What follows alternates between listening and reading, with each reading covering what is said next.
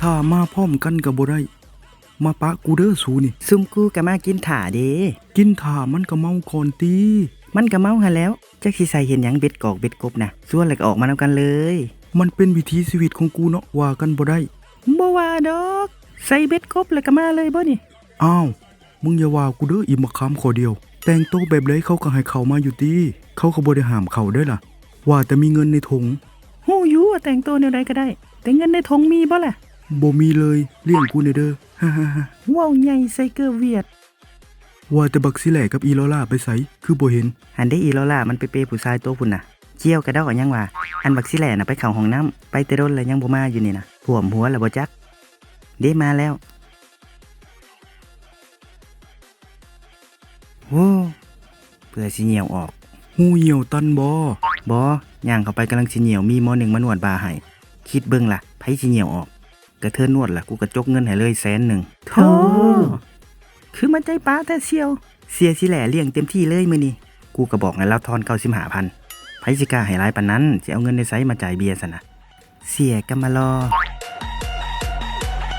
ว่าไง FC ไปไปไสหาก็มานี่หัวใจนั้นไม่ใช่เซเว่นเอาโซดมาซีอิ๊วมาอันโซดอ่ะอันเสียมอ่ะไปถึงหน้าตาคอยสิคือกบแต่ถ้าได้ครบแล้วสิติดใจเอาโซดมาซีอิ๊วมาอันโซดอ่ะอันเสียมอ่ะไปสิแหล่โตนั่นอย่าคือสมผิดเนาะคนที่มึงแอบหักนะไปเฮ็ดหยังจังหน่อยก็มีเรื่องกันซื่อๆอ้าวมึงสิไปไส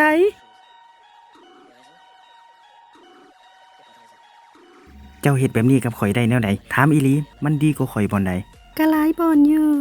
มันก็เพียงแต่รอสูงขาวก็ซ้ำนั้นลองแนมมาเบิ่งข่อยก่อนพิจารณาให้ดีข่อยนี่รอลบในแนมซ้ำมือพุ่นจังเห็นข่อยก็สิถามเจ้าคือกัน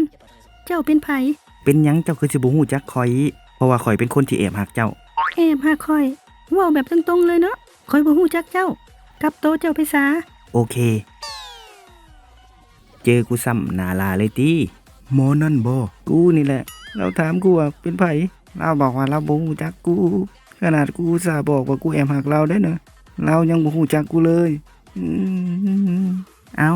สร้างว่าแท้ดีแล้วเขาคือสิพ่อคนที่ดีกับเขาแล้วหา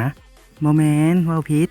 มึงยังสิพ่อคนที่ดีกว่านี้ซั่นดอกมึงเบิ่งอีลอล่ามันบ่เห็นสิสนใจนำความหักเด้ว่าแต่ได้เปผู้ชายเลยก็พอกะยาแหละนับแต่มื้อนี้เป็นต้นไปกูสิบ่หักไผอีกแล้วกูสิโสดแบบนี้ตลอดไปบ่มีไผเอากะว่าแน่มึงเว้าหยังบ่สิถามว่าบ่มีไผเอายังตื่มอีกบ่เด้อีลอล่ามาแล้วคือมาไวแท้ได้อยู่บ่ไก่ลงน่ะมันให้กูจ่ายเบี้ยให้มันกินพอเบี้ยเบิดมันก็บอกให้กูจ่ายให้มันอีกกูบอกว่าบ่มีเงินแล้วมันก็ไล่กูหนีนี่น่ะผีปอบกินผีเป้าเอ้ยเอาเป็นว่ามื้อนี้ฉลองให้กับความโสดกูและอีลอล่าเด้อใน 4-5 คนเฮาไผก็ยังบ่เคยมีแฟนจักคนได้ล่ะกูเว้าหยังผิดอ้าวเฮ้ฉลองให้กับความโสดมีหักแล้วมันเพียมาดื่มเบียร์ดีกว่าอะโสดอะเสียบอะของดีเจเขา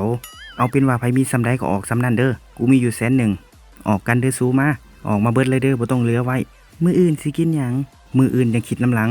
เอามื้อนี้ให้เต็มที่ไปก่อนเลยจัดไป